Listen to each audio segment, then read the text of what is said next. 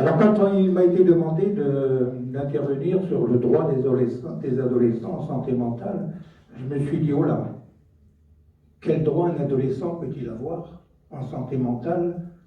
C'est quand même une question un peu restrictive.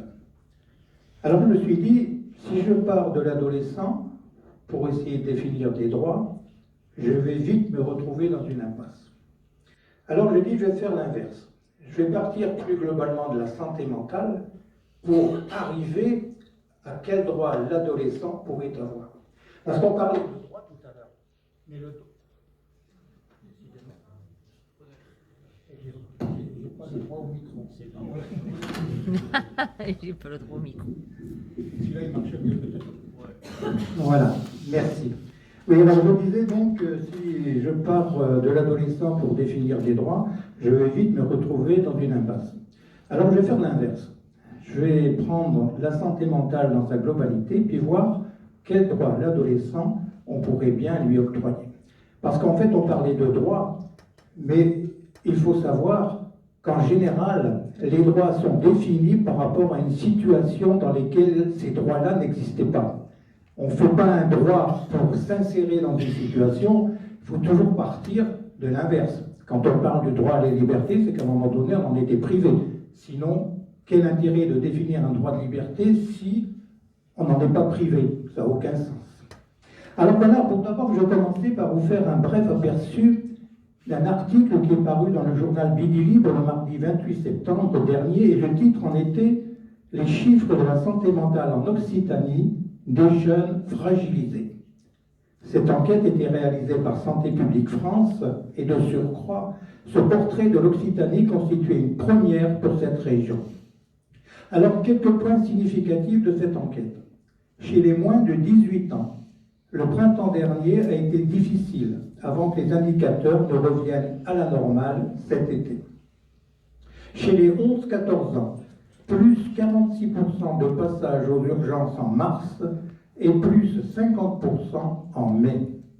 Chez les 15-17 ans, plus 39% de passages aux urgences en mars et 27% au mois de mai. Donc nous voyons bien que la santé mentale des jeunes doit nous préoccuper.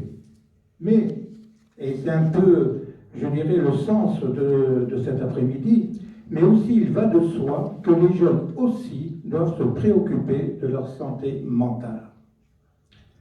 Pour ma santé mentale, respectons mes droits.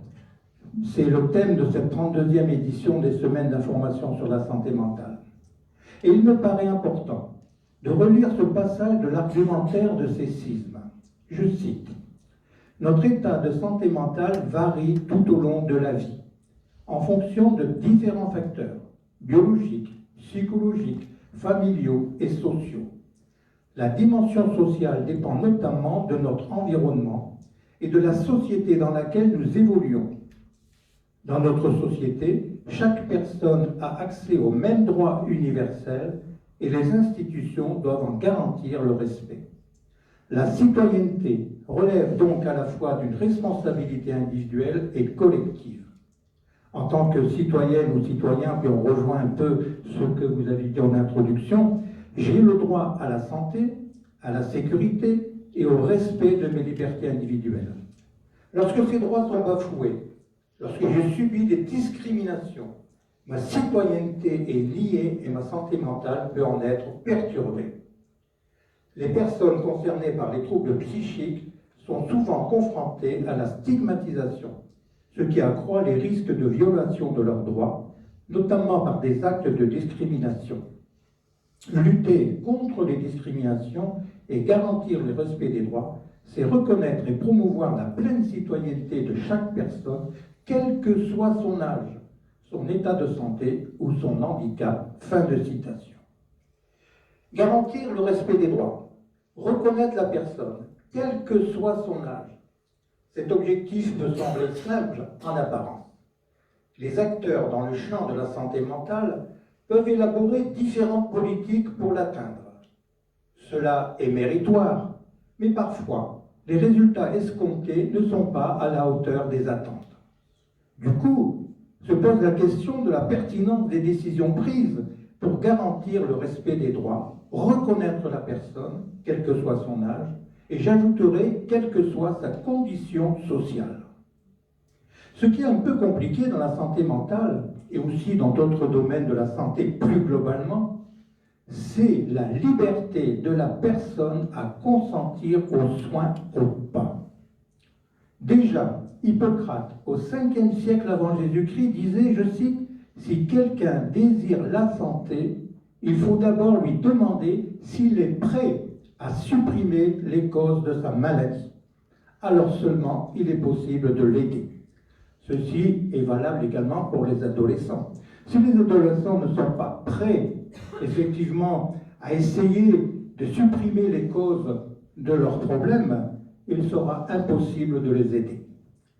Et en 2021, cette observation d'Hippocrate demeure toujours d'actualité et je pense que pour longtemps encore, tant que les personnes ne seront pas prêtes, je dirais, à supprimer les causes de leur maladie, il sera toujours impossible de les aider.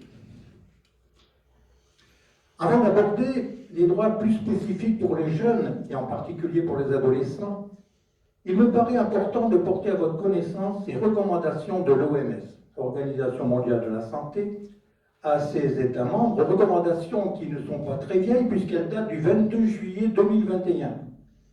Recommandations avec cette invitation claire et ferme à la fois, la santé mentale devrait être un droit humain pour tous. Donc vous voyez que la santé mentale n'est pas un droit d'ordre législatif ou d'autres décrets, c'est un droit humain. Alors, pour la population générale et les collectivités locales, il faut faciliter l'accès à des services de santé mentale adaptés sur le plan culturel, par des moyens numériques ou autres. Aider la population à améliorer sa résistance et à gérer le stress et la solitude. Fournir un soutien professionnel et ou financier aux personnes incapables de travailler. Promouvoir des initiatives de soutien psychologique sur le lieu de travail. S'attaquer aux déterminants sociaux de la santé mentale, tels que la pauvreté et le chômage. Suivre l'évolution de la santé mentale au niveau des collectivités locales. Ce à quoi je soulignerai l'importance du rôle d'un conseil local de santé mentale, et en particulier celui qui a été mis en place récemment sur l'agglomération du Ruthénois. Donc vous voyez que toutes ces initiatives, certes, elles ont le mérite d'être mises en œuvre et d'exister, mais au milieu de toutes ces initiatives, il faut placer au centre la personne, vraiment la personne dans sa globalité.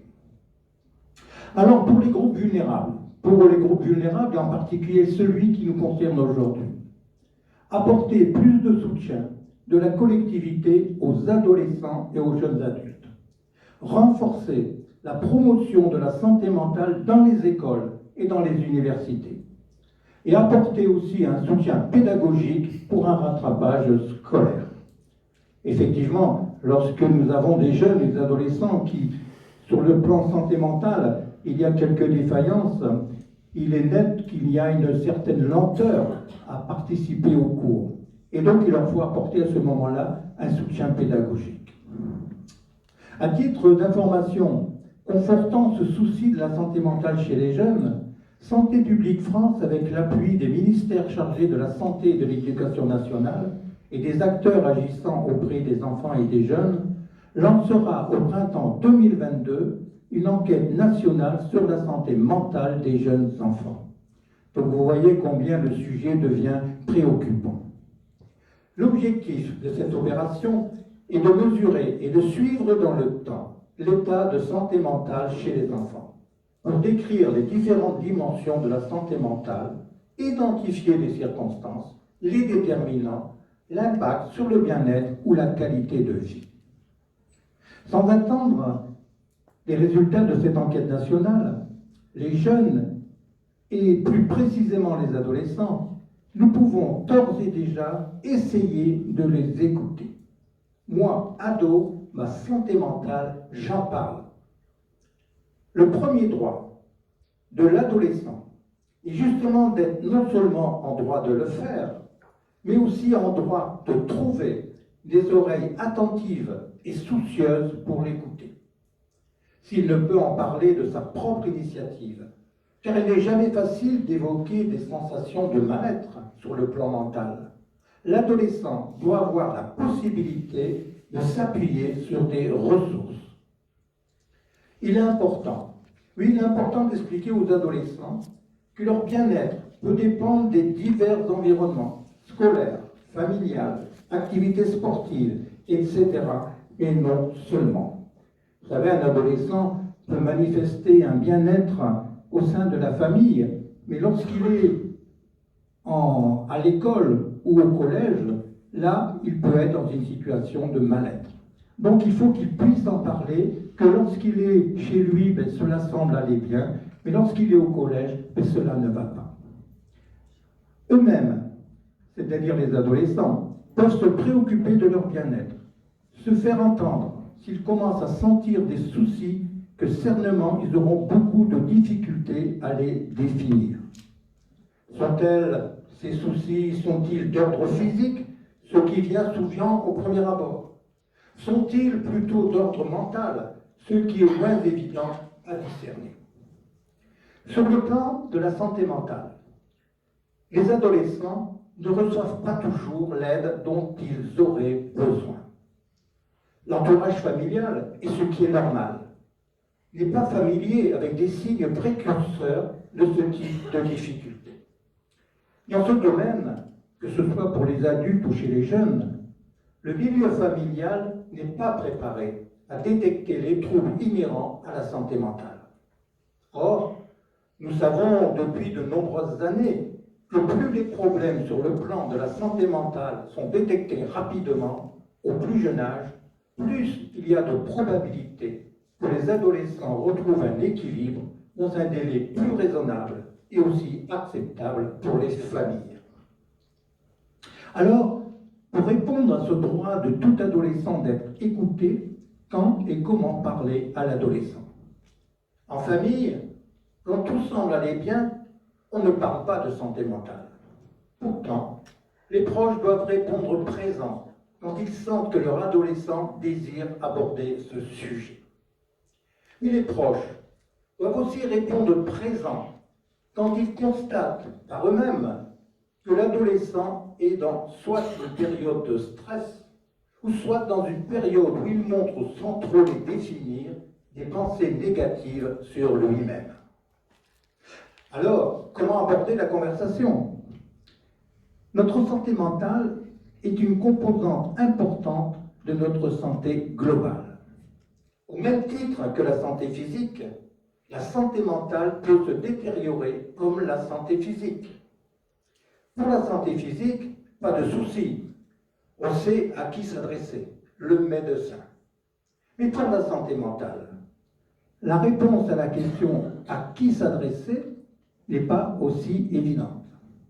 D'autant plus que lorsqu'on évoque les spécialistes à consulter éventuellement et dont les 3 premières lettres commencent par psy, je vous laisse deviner le désarroi et l'inquiétude des proches. Évoquer le psychologue, évoquer le psychiatre, non, surtout pas nous. Il ne faut pas craindre le dialogue, même quand il semble impossible. Alors, dans ce dialogue, l'obstacle majeur pour aborder sereinement les questions de la santé mentale est ce climat de déni qui peut s'installer autour des signes qui ne sont pas systématiquement des signes catastrophiques. Et lorsque ce déni se met en place, il devient impossible de voir, de dialoguer, en essayant de masquer la réalité. Le déni est un obstacle de taille, car elle démontre une incapacité psychologique à accueillir ce qui se produit, à une adaptation impossible à un état nouveau et surtout inconnu. Alors il ne reste plus qu'une solution, la médiation d'un tiers. En définitive, quel droit en santé mentale pour les adolescents? Le premier droit, l'adolescent doit être reconnu comme une personne à part entière, en capacité de pouvoir s'exprimer sur sa santé, qu'elle soit physique ou mentale.